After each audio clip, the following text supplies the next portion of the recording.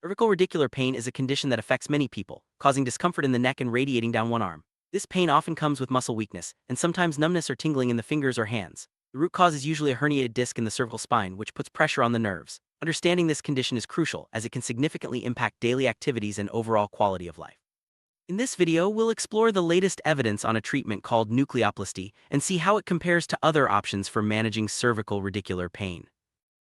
Someone is diagnosed with cervical radicular pain due to disc herniation. The first line of treatment is usually conservative. This means doctors recommend rest, painkillers, nonsteroidal anti-inflammatory drugs, specific exercises, and sometimes a cervical collar. These approaches aim to reduce pain and inflammation, giving the body a chance to heal naturally. However, not everyone finds relief with these methods, and for some, the pain persists or worsens. When conservative treatments fail, doctors may consider more invasive options such as surgery or newer procedures like nucleoplasty. Surgery is often considered when conservative treatments do not provide sufficient relief. While surgery can be effective, it is not without risks. Complications such as infection, nerve damage, or incomplete pain relief can occur. Additionally, recovery from surgery can take time, and there is no guarantee that all pain will be eliminated. Because of these concerns, both patients and doctors are interested in less invasive alternatives that might offer similar benefits with fewer risks. This is where nucleoplasty comes into the picture as a potential option.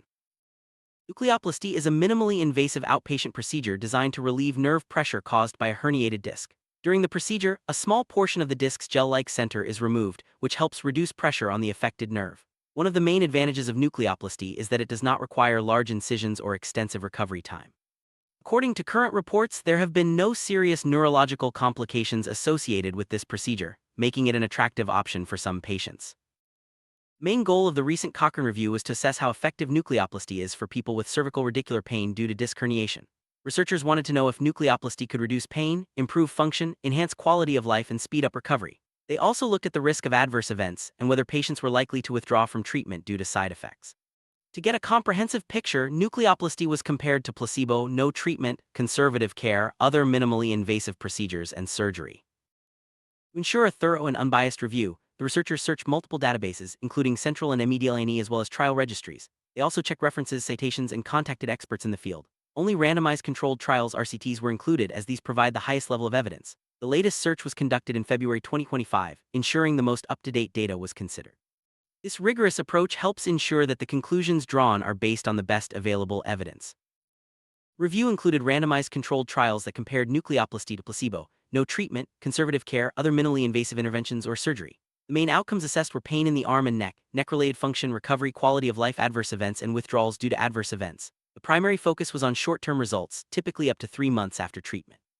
This selection ensured that the studies were directly relevant to the clinical question and provided meaningful data for analysis. Total, 4 randomized controlled trials with 259 participants were included in the review. However, all 4 studies were judged to have a high risk of bias, mainly due to issues with detection and attrition. 3 studies had unblinded outcome assessors which could influence the results. Despite these limitations, the studies provided valuable insights into the effects of nucleoplasty compared to other treatment. It's important to keep these limitations in mind when interpreting the findings. One study with 120 participants compared nucleoplasty to conservative treatment. The evidence, rated as low certainty, suggested that nucleoplasty may lead to a larger reduction in pain at short-term follow-up. However, there was no significant difference in neck-related function or quality of life between the two groups. The risk of adverse effects was uncertain, and the study did not report on recovery or withdrawal. These results indicate that while nucleoplasty might help with pain, its overall impact on function and quality of life is less clear. Another study compared nucleoplasty to pulsed radiofrequency of the dorsal root ganglion in 34 participants.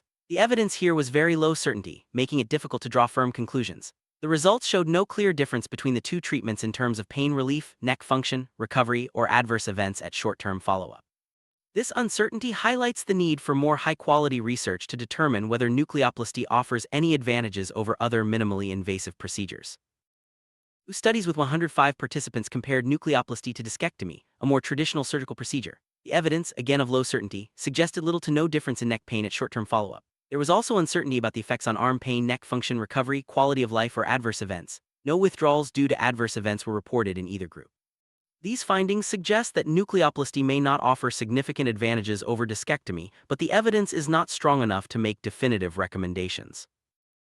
Across all included studies, no serious complications were reported in either the nucleoplasty or comparison groups. This suggests that nucleoplasty is generally safe in the short term. However, because the studies were small and had limitations, rare or long-term complications cannot be ruled out. Safety is always a key consideration when choosing a treatment, and while nucleoplasty appears low risk, more research is needed to confirm its long-term safety profile.